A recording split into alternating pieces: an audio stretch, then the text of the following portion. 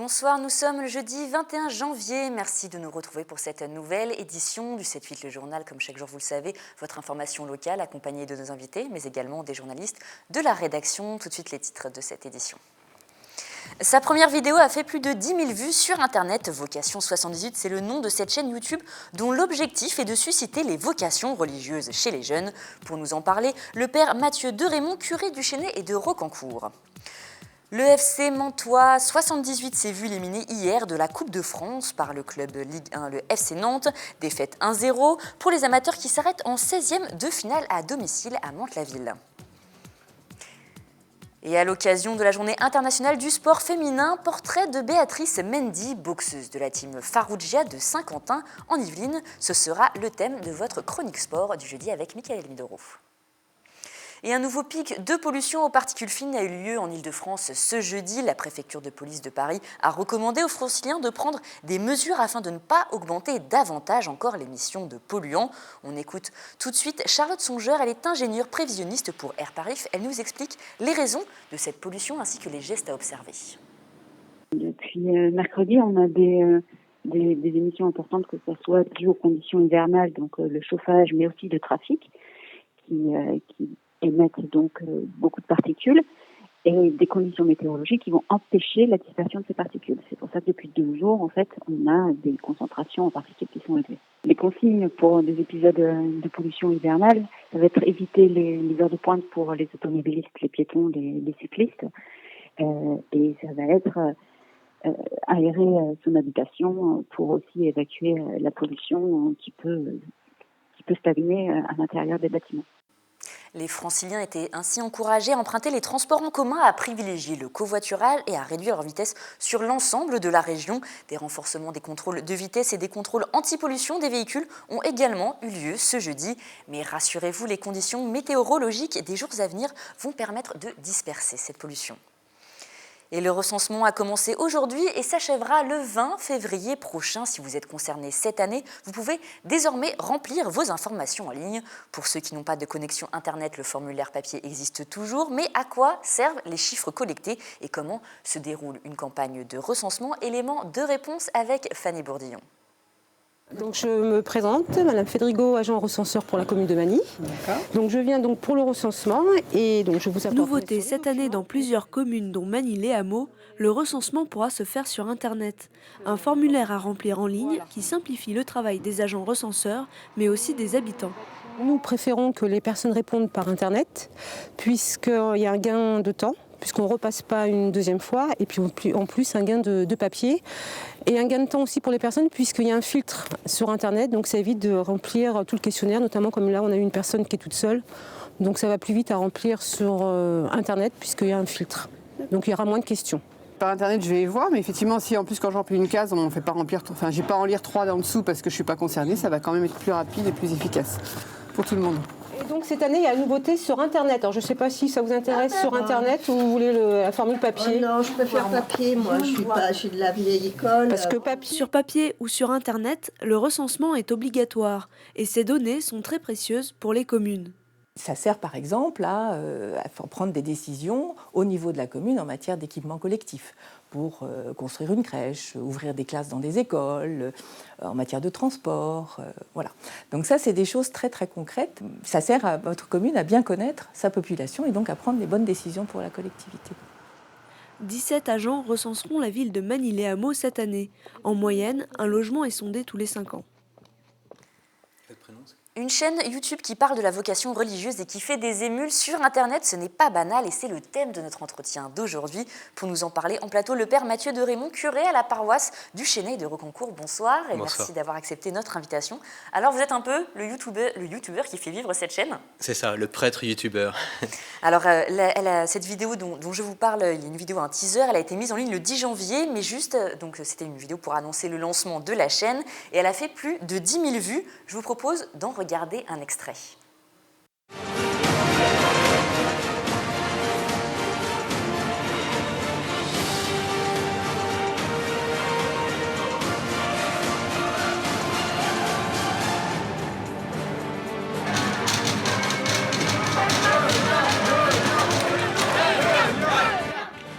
fasse quoi? On veut le lien, on veut tous le lien.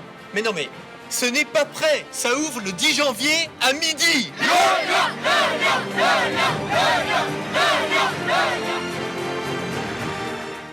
Alors c'était la vidéo teaser pour annoncer le lancement de la chaîne Vocation 78. C'est une vidéo un petit peu décalée. Comment vous est venue l'idée de faire ça? Alors cette idée-là vient des jeunes eux-mêmes qui m'ont dit, voilà, vous pouvez pas lancer une chaîne YouTube sur les vocations, Vocation 78 donc, sans qu'il y ait un teaser. C'est ce qu'il faut. Alors voilà, moi je connaissais à peine le mot teaser. Et donc on a mis en scène ce schéma où en fait plusieurs jeunes quittent une situation de vie, courent au presbytère, donc vous l'avez vu, le QG des vocations, et demandent absolument le lien pour avoir des témoignages. Le but de la chaîne, c'est de montrer que les prêtres, les religieux, religieuses aujourd'hui ne sont pas des zombies, mais ont une vie normale, sont capables de répondre à des questions avec cœur, de manière authentique, et donc d'avoir des témoignages qui donnent vie justement à la vocation. Alors voilà, la vidéo a fait plus de 10 000 vues, je le disais. Vous attendiez un tel engouement à autant de retours, Je dois vous avouer que je ne m'attendais pas à un tel engouement, effectivement. Il y a eu des partages étonnants, improbables, des différents sites qui ont publié notre teaser et ensuite la chaîne. Et jusqu'en Espagne, il y a une chaîne espagnole catholique qui a publié voilà, que se passe-t-il donc en France, et ils mettent justement le teaser en le traduisant en dessous. Alors cette chaîne YouTube, elle est sur ce média, c'est une initiative du diocèse des Yvelines, ça ne se fait pas partout en France. Non, voilà, c'est une initiative du diocèse de Versailles. Mon évêque m'a nommé récemment délégué aux vocations et m'a demandé de donner une visibilité justement à ceux et celles qui s'engagent à l'appel de Dieu. C'est ça une vocation, c'est recevoir l'appel de Dieu pour consacrer sa vie à l'évangile, au message de la foi. Donc l'objectif, c'était un petit peu de donner un coup de jeune à la religion, justement au thème de la vocation, via les nouveaux médias et les réseaux sociaux. Si vous voulez, on peut le voir comme ça. Ouais. Est-ce que justement il y a d'autres paramètres que vous prenez en compte, par exemple sur Twitter ou je sais pas, Facebook non. également? Alors, pour le moment, page Facebook, Vocation 78 et chaîne YouTube. Effectivement, si on nous le demande, on ira plus loin. Mais là, je pense que le but, c'est surtout d'avoir de l'image. Donc c'est pas tant des tweets, vous voyez, que des vidéos qui durent 1 minute 30. Le format est fait justement pour ne pas lasser un jeune entre 16 et 22, 25 ans. C'est ça la cible. D'accord, alors ça c'était la vidéo teaser donc, que nous avons vue. On trouve surtout sur cette chaîne YouTube des témoignages pour expliquer l'engagement dans la religion aux jeunes. Regardons un extrait. Le célibat du prêtre, pour moi, il a 3 sens. Le premier, c'est d'être le signe d'une consécration totale à Dieu. Notre vie est totalement donnée à Dieu. Prêtre, ce n'est pas un métier, c'est le don total de sa vie. Dieu peut combler une vie et notre bonheur en témoigne. Donc ce sont des témoignages comme celui-ci sur différentes questions que l'on peut retrouver sur la chaîne YouTube. Voilà, on a plus de 50 témoignages, on en est à 51, 52 je crois, et je vais en rajouter un à peu près toutes les semaines ou tous les 15 jours. Et le but, c'est d'avoir différents visages, donc il n'y a pas 3 prêtres ou 3 religieuses qui fonctionnent, vous voyez, on a vraiment au moins 45 visages différents qui répondent à une question directe et sans faire de détour. Alors comment ça se passe? Est-ce que c'est vous qui filmez? Comment vous choisissez les thèmes abordés? Alors, les thèmes abordés sont choisis en fonction de celui qui parle. C'est-à-dire que je choisis le prêtre ou la religieuse que je pense pouvoir faire l'exercice, parce que parler en 1 minute 30, c'est pas facile, quel que soit le sujet. Et ensuite, je demande à chacun quel est le sujet sur lequel tu pourrais nous apporter quelque chose. Donc ça correspond un peu au charisme de ceux qui parlent. Et le défi, c'est de réussir à témoigner authentiquement de ce que l'on vit, sans faire, encore une fois, sans faire rêver. Vous verrez qu'il y a des témoignages aussi où des religieuses nous disent la difficulté de la fidélité, par exemple. Donc le but, c'est pas de faire rêver, c'est de montrer du réel. Vous vous déplacez vous-même, vous filmez avec votre téléphone, avec une caméra? Je me déplace moi-même. Il se trouve que dans notre métier, on est souvent ensemble. Je sors là tout juste d'une réunion de prêtres autour de notre évêque, et j'ai filmé un jeune prêtre, par exemple, qui intervient à la radio, sur Radio Notre-Dame, et il m'en parle pendant 1 minute 30. Je vais monter ça ce soir ou demain, et ça fera une vidéo disponible. Comment l'initiative a-t-elle été accueillie et par les jeunes? Est-ce que vous avez déjà des retours, et également aussi par les personnes que vous interviewez? Écoutez, par les personnes que j'ai interviewées, l'initiative est accueillie avec joie. Parce que déjà, je ne les prends pas au dépourvu, je leur pose une question, il est vrai souvent au dernier moment, c'est peu préparé, de manière à ce que ça reste authentique et direct. Il n'y a rien de vraiment monté. Ensuite, je filme avec mon iPhone, tout simplement, j'allais dire. Donc c'est une qualité, amateur, mais qui a un petit côté professionnel, vous verrez. Et ensuite, je crois que l'adhésion du public est réelle. On le voit au nombre de vues, tout simplement. On en est à peu près à 60 000 vues pour une 50aine de vidéos. la plus vue étant à 4800, je crois, actuellement. La moins vue étant à 250. Tout ça en 10 jours. Donc l'adhésion voilà, est réelle. Donc c'est un bon démarrage. Est-ce que vous avez déjà eu des retours, des jeunes qui auraient peut-être visionné ces vidéos, qui se seraient dit, voilà, j'ai moi aussi la vocation? Alors on a des retours, d'abord de jeunes qui nous disent je me prends au jeu et j'ai vu les 50 par exemple. Bon, c'est un peu l'addiction à Internet qui m'interpelle aussi, hein, mais bon, il faut qu'on se situe aussi dans ce média. Un retour, le plus beau retour que j'ai eu, c'est un prêtre qui me dit qu'un jeune est venu lui parler dans son lycée, je crois, en lui disant, voilà, j'ai vu plusieurs vidéos et là, je me lance, je viens vous parler de ce qui peut-être est ma vocation, parlons-en, quoi. C'est difficile de parler de la vocation aux jeunes, parce que c'est vrai que c'est un thème qui est quand même difficile, même pour les jeunes chrétiens, ils ne s'imaginent pas spécialement rentrer dans les ordres, si on peut dire. Alors, détrompez-vous, un sondage a été réalisé pour La Croix, le journal La Croix, il y a un mois ou deux, et on en a parlé pas mal. Un Français sur 10, attendez 2 secondes, zut, je suis incapable de vous donner les chiffres. Il y a beaucoup plus de Français, je crois que c'est 1 sur 10, voire 2 sur 10, qui a pensé à la vocation religieuse. Un Français sur 10. Ce qui veut dire que l'idée de consacrer sa vie, l'idée de quitter, alors il ne faut pas que ce soit une fuite, mais l'idée de quitter le monde, pour ainsi dire, pour donner sa vie à un idéal fort et à Dieu, en l'occurrence pour un chrétien, eh bien, n'est pas si absente qu'on l'imagine du paysage. Par contre, après, il y a des exigences. Et la question va être, le discernement va se faire à ce niveau-là. Suis-je véritablement appelé et donc capable d'entrer dans les exigences propres à la vocation religieuse, avec le célibat par exemple, ou la pauvreté? Voilà, il y a des questions fortes. Mais je crois que les jeunes d'aujourd'hui sont beaucoup plus désireux de vivre un idéal qu'on ne l'imagine. Est-ce que justement vous prévenez ces jeunes qui souhaitent peut-être, voilà, qui ont une vocation, qui viennent vers vous pour rentrer dans les ordres, vous leur dites, voilà, il faut faire attention, ce n'est pas si facile, c'est une voie difficile, vous les mettez en garde, il y a un processus de recrutement, si l'on peut dire ainsi? Alors, en regardant les vidéos, vous verrez qu'il n'y a aucune démagogie, enfin je l'espère tout du moins, et que l'on montre aussi les difficultés. Difficulté et puis appel à la sainteté, ça veut dire exigence. C'est pas seulement difficile, c'est exigeant. Mais cette exigence, voilà, elle est désirée par beaucoup. Il ne faut pas que ça soit, je viens de le dire, une fuite du monde. Il ne faut pas non plus que ça soit la volonté de monter une montagne pour être vainqueur au sommet. Il faut que l'appel de Dieu soit présent. Et c'est ça que nous allons discerner, d'abord dans un accompagnement spirituel des jeunes. Avant d'entrer au séminaire, on demande à un jeune d'avoir un accompagnateur spirituel ou une religieuse, une accompagnatrice. Et enfin, lorsqu'un jeune est présenté pour l'entrée au séminaire, il y a un dossier qui est fait et on lui demande, je crois, une dizaine de témoignages de laïcs, de prêtres, de religieux qui l'entourent et qui témoignent de la qualité de sa vie et de son appel. Voilà. On fait attention. Justement, voilà, c'est une dernière question avant de nous quitter. C'est une initiative qui est dans les Yvelines. Est-ce qu'il y a peut-être un manque de séminaristes dans les Yvelines? Alors, on ne peut pas dire que dans les Yvelines, on manque de séminaristes, puisqu'on est l'un des diocèses qui en a le plus. On a une 40aine de séminaristes, en gros, en formation pour devenir prêtre. Par contre, on peut dire qu'à l'échelle de la France, effectivement, il y a un manque qui se fait maintenant criant de vocation sacerdotale et religieuse. Les religieuses aussi vont commencer à s'effacer petit à petit du territoire français, et cela peut nous inquiéter.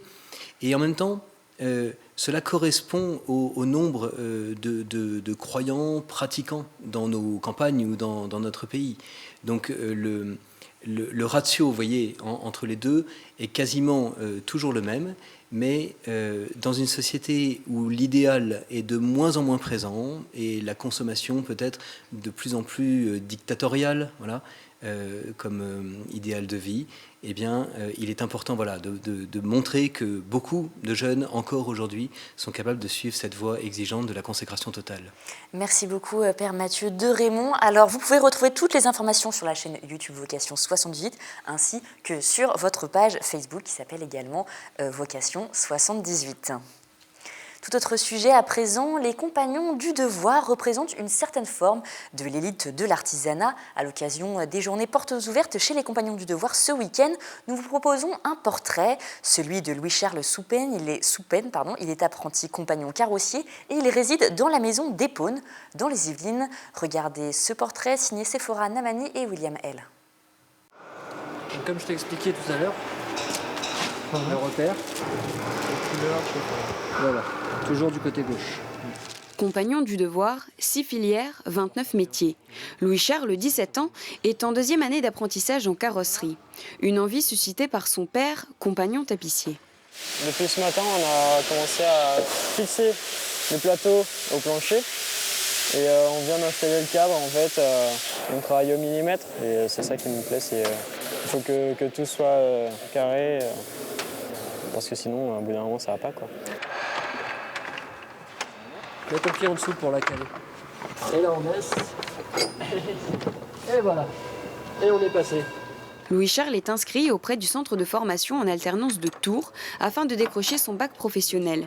Le rythme est soutenu avec 6 semaines en entreprise et 2 semaines en école. Un système plaisant pour les apprentis compagnons qui bénéficient d'une rémunération attractive et pour les entreprises qui apprécient le sérieux de ces apprentis compagnons.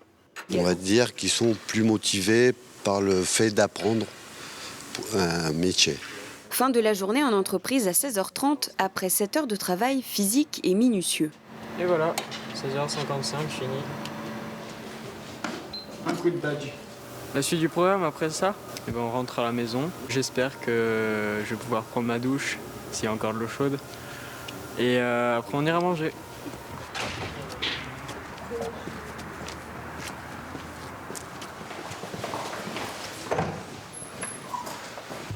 Voilà, bienvenue dans mon humble demeure.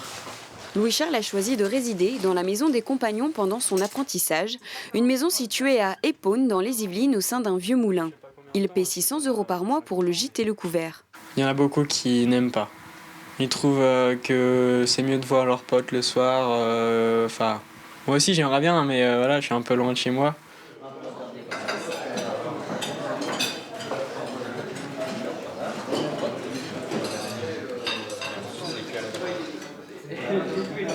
On peut parler de tout, de la journée qui vient de se dérouler. Ça permet quoi en fait? De savoir que les autres ont passé une journée pire que la sienne. Ici, chacun a un rôle bien défini. Vaisselle, cuisine, ménage ou organisateur de loisirs comme Louis-Charles. Une vie en communauté organisée par des règles vieilles de 800 ans. C'est très important parce que autrement, les jeunes vont apprendre simplement une formation. Et nous, c'est pas ça l'idée, c'est vraiment d'apprendre un métier, mais tout ça en communauté, parce que le partage, le vivre ensemble, nous, c'est des éléments très importants. Et donc, ce qui fait que ça permet aux jeunes de se perfectionner et surtout de créer une certaine autonomie déjà très jeune. À l'issue de son apprentissage, il rêve d'intégrer les 5 ans de formation du Tour de France pour être adoubé compagnon du devoir. À chaque année, il découvrira une ville et une entreprise différentes, parfois même à l'étranger. Le métier est changeant selon la région où on se trouve. Ça permet aux jeunes de s'adapter bien sûr à leur milieu d'entreprise, à la région, et après aussi de la taille d'entreprise. Grâce à la base de la formation dans le cadre de son apprentissage, apprendre d'autres technicités, d'autres spécialités de son métier et automatiquement d'évoluer plus rapidement. En attendant, direction les cours du soir. 2 heures de français, maths, anglais ou dessin technique. La formation est exigeante, mais elle garantit aux compagnons du devoir de trouver un emploi. Et je le rappelle, les journées portes ouvertes pour découvrir le métier de compagnon du devoir se déroulent ce week-end dans les différentes maisons dans les Yvelines. Rendez-vous du 22 au 24 janvier à la Maison d'Épône.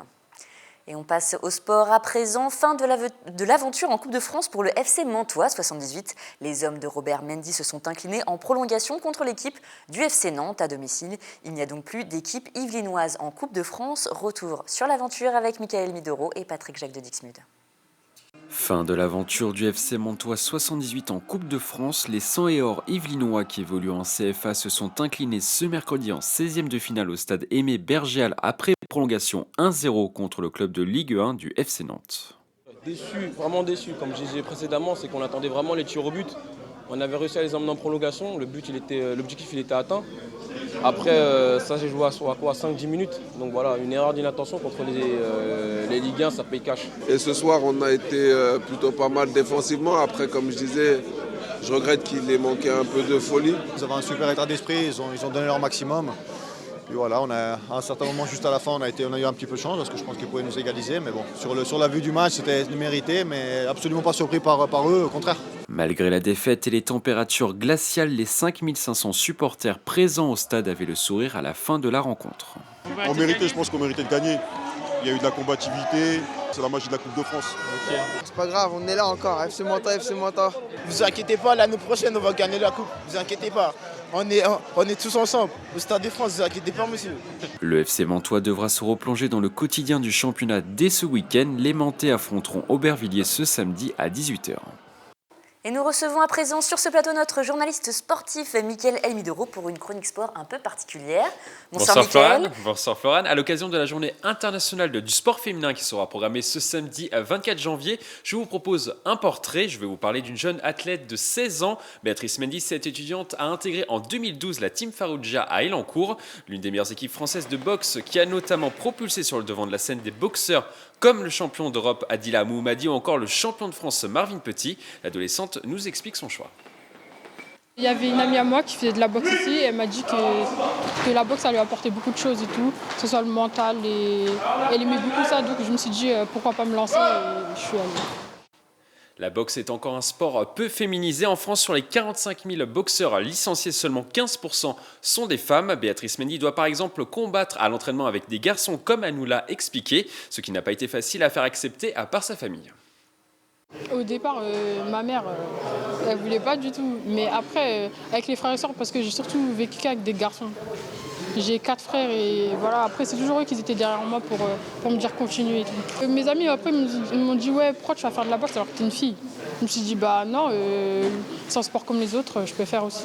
Moi je dis qu'on peut faire comme les garçons aussi, tout le monde est égaux et du coup si les garçons ils les font, pourquoi nous on ne ferait pas? Ça devient de plus en plus courant, il y a des championnes du monde françaises. Il n'y a pas d'hommes champions du monde mais il y a des femmes qui sont championnes du monde actuellement. Depuis ses premiers pas dans la boxe, Béatrice Mendy fait la loi sur le ring. Elle a notamment été championne de France et championne régionale en 2015 et elle veut continuer.